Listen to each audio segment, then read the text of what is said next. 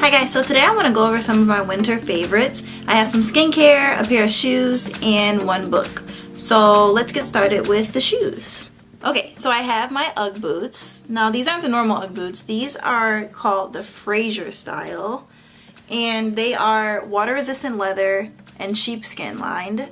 So they're nice and fuzzy on the inside like normally how Uggs are. I like this a little bit better than regular Uggs because they don't get as dirty and disgusting looking. Like regular Uggs, they can get really soaked and just destroyed from the salt. And these ones are just a little bit sturdier. Now the only thing is that you do have to lace them up. So if you're somebody who doesn't like to tie your shoes, then you might not be too crazy about these. But they're nice and sturdy. And they just seem to hold up a little bit better than regular Uggs do. So I really like this option. It's great for the winter. You can dress it up or down, but you still can wear it with no socks like how I do my Uggs because they're nice and like furry on the inside. So your feet stay nice and toasty warm. Alright, so I'll save the book for last and let's go into some skincare next. Skincare and makeup. Alright, so I only have one makeup item. So for foundation lately, I've been using the Bare Minerals Bare Pro foundations, and I have it in two colors. I have it in chai and I have it in hazelnut.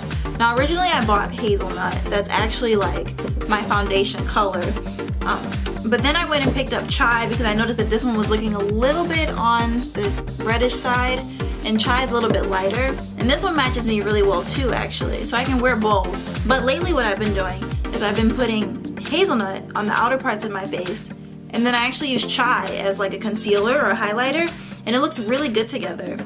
Bare Minerals advertises this foundation, or markets this foundation, as a 24-hour full coverage natural matte liquid foundation, and I would say that's a pretty true claim. I'm somebody who pretty much only wears Estee Lauder Double Wear, and if you're familiar with that one, you know that it's pretty matte and it literally lasts through anything. So I test all foundations up against that one. So this one is a pretty good option. It's a little bit cheaper too. This runs $34 for 1 ounce, which most foundations are right around 1 ounce. And it doesn't oxidize too badly. It has a great shade range if you're somebody of color, and it's a really nice option. Alright, so skincare. So since I live in Michigan, and since the weather has gotten a little bit cold, a lot colder, my skin has been getting a lot more dry. And normally like in the summertime and spring, I have more combination skin, and I still will get oily around my nose, but all around my mouth and my cheeks have been really dry lately. So I've been looking for products that really target dry skin, more of a cream consistency, and just more moisturizing ingredients. I stay away from anything that says like mattifying right now. So first, actually, I just want to get this one out of the way, just because this isn't anything necessarily new or special, but it's really important. So I've been using Aquaphor again. I went out and got this tube the other day, and it's such a good lip balm. So like a lot of chapsticks, they actually dry out your lips instead of like hydrating them and keeping them moisturized. But I find that this Aquaphor really does the trick. I like to slather on a ton of it right before I go to bed at night, and it works really well just to keep my lips nice and moisturized because they've been getting like dry and cracked. So if you don't have some Aquaphor, get you some Aquaphor. Alright, so first thing I have is this Derma E Radiant Glow Face Oil. If you guys are familiar with the YouTuber Sunkissed Alba, she collabed with Derma E to make this product. She's really into organic, all-natural skincare. So she created this face oil with jojoba, argan, and sea buckthorn oils. It's a little bit of a drier oil, which is nice because it's not too thick or greasy, and it sinks into the skin right away. I like to put it on at night just to really let it, and I'll put on even like a little bit more of it to let it really like sink into my skin as I sleep. But you can also mix it with your foundation. Like I like to put, well, if my skin is feeling like really dry, and if I want kind of like that like dewy like or like tinted moisturizer type look, I'll take a few droplets of this and mix it with my foundation, and it gives it a really like dewy finish, and it really does have a nice glow to it as well. So it makes your skin look really moisturized. So this is a really good option if you're into face oils. Okay, so next I have the Neutrogena Hydra Boost Gel Cream with hyaluronic acid. I think the first one that came out was the Neutrogena Hydra Boost Water Gel, which is supposed to be the option that's better for oily skin. So I bought this one back in the summer, and I've been using, well, I used the heck out of it when it was a little bit warmer. and I really liked it, and it looks like this. This one is a little bit, it's like blue in color, and it really does have a gel consistency, and it was great for the summertime. But as it got a little bit colder, I knew I needed something a little bit thicker, so I went and picked up the Hydro Boost Gel Cream version. And so this one, you can, I don't know if you guys can tell, but it's definitely, well, it's lighter in color, it's more like white. It's more of a cream consistency, but what I like about it is that it's still very lightweight, but it penetrates a little bit deeper. I can tell it's more moisturizing, so it's a really good option if you just want to bump it up. If you're somebody who doesn't like heavier creams on your skin and you want something that's going to be a lightweight moisturizer, I would go check this one out because it's working for my dry skin. Now, I'm not saying that I have extremely dry skin, but with the dry skin that I have been dealing with, this has done the trick for me. So go check this one out. I think it retails for $16, around $16, depending on whether you get it from like Ulta or Target. The next moisturizer I have is the Derma E Firming DMAE moisturizer. Now, this one was a newer one for me. As you can see, I've been experimenting with Derma E products with the face oil. So I picked up this moisturizer, and I thought it was cool that it had alpha lipoic acid in it as well as vitamin C ester. Alright, so I did a little bit of research myself, and alpha lipoic acid is an antioxidant which fights free radicals, and free radicals can damage your skin, and it's 400 times stronger than vitamins E and C combined, which are both antioxidants as well. I got that from the Perricone MD website. So the Firming DMAE moisturizer also has vitamin C ester in it, so I didn't really know what that was, so I googled it. And so the vitamin C ester, so the difference between vitamin C and vitamin C ester, vitamin C has higher levels of acidity which can irritate the skin and cause redness. It's also water soluble, whereas vitamin C ester is fat soluble and therefore can penetrate deeper into the skin.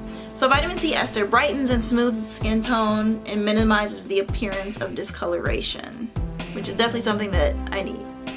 So even though this moisturizer is technically a firming moisturizer, and it's supposed to be for probably the next age group up from me, the ingredients of the alpha lipoic acid and the C ester are just such good ingredients, and they do target and they do fight off free radicals, so you really need that at any age. And if you like more of a cream consistency, I really think that you'll like this moisturizer. Alright, so last thing for skincare is the Benefit It's Potent Eye Cream. This eye cream is marketed as a dark spot fader. So it has a really lightweight, like cream consistency to it.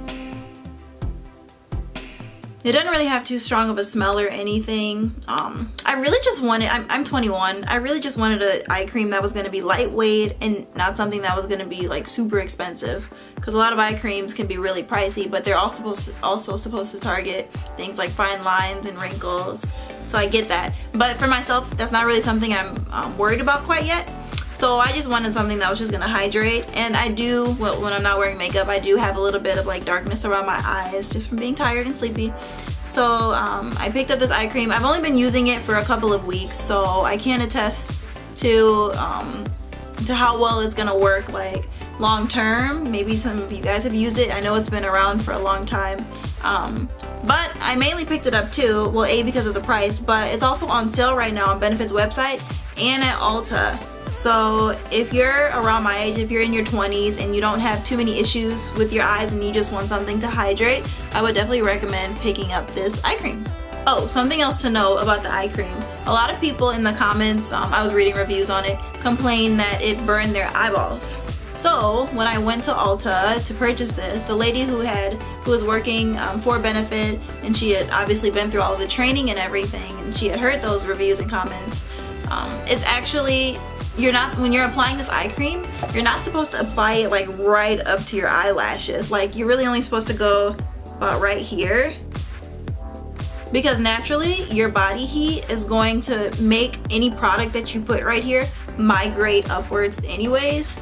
So there's no need to put it super close to your eyeball, because yes, then it will burn. So as long as you put it in the right spots, it shouldn't give you any problems. And I've been following what she said, and it doesn't give me any problems. Alright, so the last thing that I have to talk about is a book. And my favorite book right now is John Bevere's Killing Kryptonite. And it's a faith-based book. John Bevere is a Christian pastor. And the theme of the book is discovering what steals your strength and finding out how to overcome those things. From a Christian perspective, it really focuses on just becoming all that God has called you to be and being able to walk in the path that He has for you, as well as being able to receive everything that He has for you and the blessings that He has for you as well. The book has tons of scripture bases, and it relies heavily on biblical context and insight. And one of the biggest things that it focuses on, actually pretty much the whole book, it really talks about how to overcome sin and how to overcome it personally in your own life. It has a really nice layout to it, and the chapters are just the right size if you want to make them devotionals. That's what I've been doing. So I'll tackle like a chapter a day, and it's a really great, at the end of each section, there's a little section, I think it's called Take Action, where you can kind of apply what you've read to your own life and take some time for reflection. And I think it's a really great book to use as a devotional as well if you just take it chapter by chapter. Overall, it's a really great read, and I think whether you're Christian or not, you can definitely gain something from it. So I highly recommend this book. I'm almost done with it actually. Alright guys, so that's all that I have for my winter favorites. Let me know in the comments down below if you use any of the products that I use, or what some of your favorite winter like essential items might be, whether it be like skincare or clothes or whatever. I'd love to hear about it. Thanks so much for watching, and don't forget to subscribe, and I'll talk to you guys next time. Bye.